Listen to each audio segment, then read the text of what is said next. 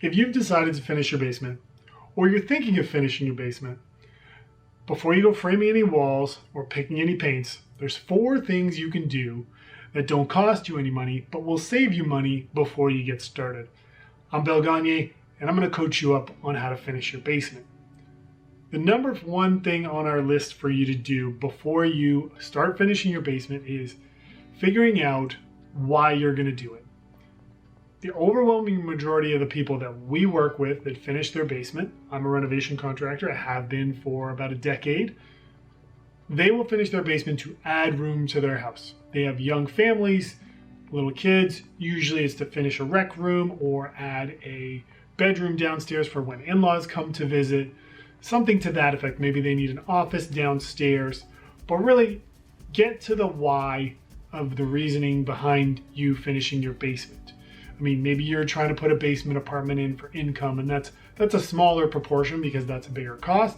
But again, same reasoning, why are you doing it? This is a principle that's going to guide you along the decision-making process of finishing your basement. So when you have tough decisions to make, whether it's about your budget or finishes or any of that, your flooring, how durable you want it, why you're doing it is going to help you make those choices and make them a little bit easier along the way. We're going to bleed into our second point, which is your needs and your wants.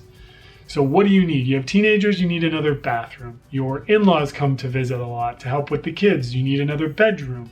You need a rec room for the kids to play, or you need to move the laundry from upstairs to downstairs just for a better life. These are the things you're going to figure out because that's going to dictate what rooms you can have, or not necessarily dictate, but your space. If you have a 500 square foot basement, that's going to dictate what rooms you can have. If you only have 500 square feet or 400 square feet, or you're in a townhouse and you have 350 square feet, you're not going to have a bedroom and a bathroom and an office and a rec room.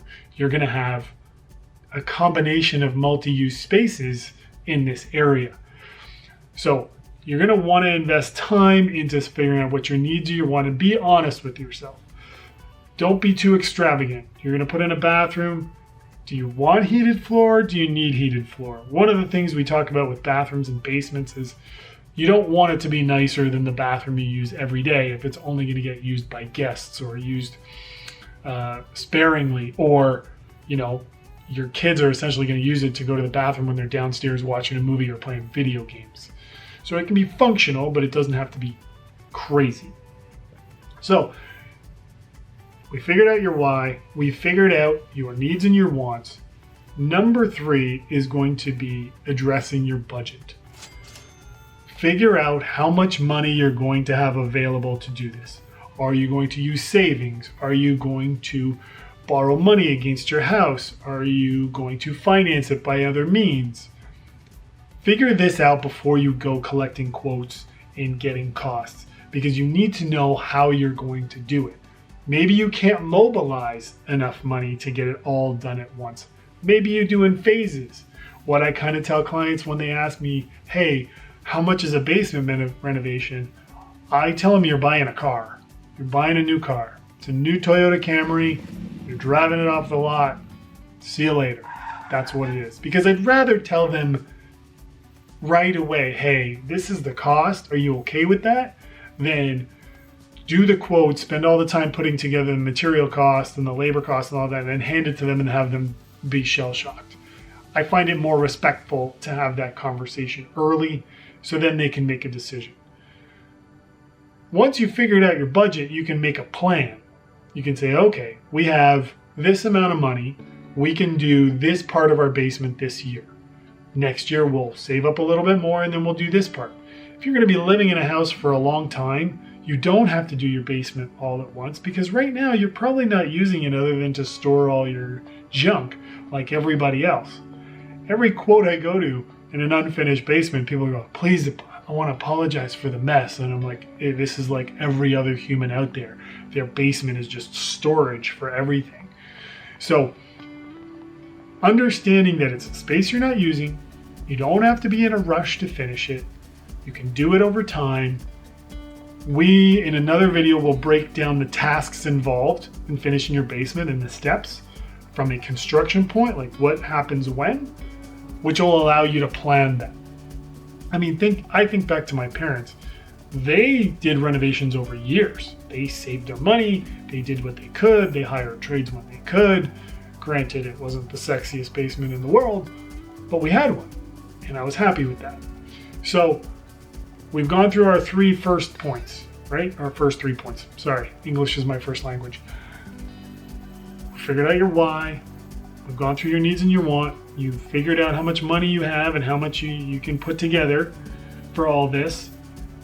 The next one is a little more technical. You're going to make a floor plan of your basement. Don't be intimidated by this. This is something you can do. You need a measuring tape, a piece of paper, pencil, and just pick a corner. Remember, rooms are just boxes. And your basement's going to be boxes of different shapes. Imagine your stairs are a box and the walls are just the outside of the box. And just go from there. You know, you want to maybe mark out where the windows are. Once you have a floor plan of what you have, you can maybe photocopy that or use some softwares online to create a template, and then you can tinker with that. Google SketchUp is one, floorplanner.com is another. Those are free.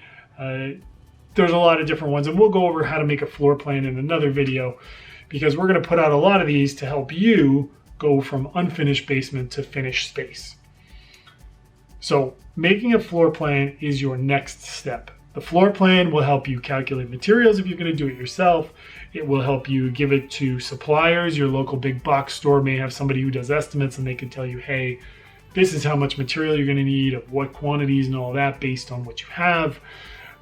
That's if you have 2 floor plans. You want your existing and your proposed.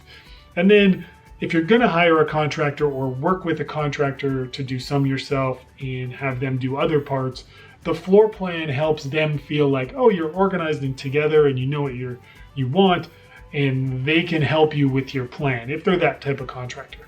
Some contractors, it's all or nothing. Other contractors, they'll do parts like us. You could also act as your own general contractor. If you're not going to do the electrical and the plumbing and the HVAC, which I highly recommend you pay someone to do because you want the stuff in your walls warranted, the floor plan will allow you to get better quotes from them as well. So that's going to wrap up the 4 things that you're going to need to do, or you can do, that don't cost you any money but will save you money when planning your basement. I hope this helps. We're going to be doing more and more of these videos for planning your basement and helping you get it finished. So hope to see you on the next one.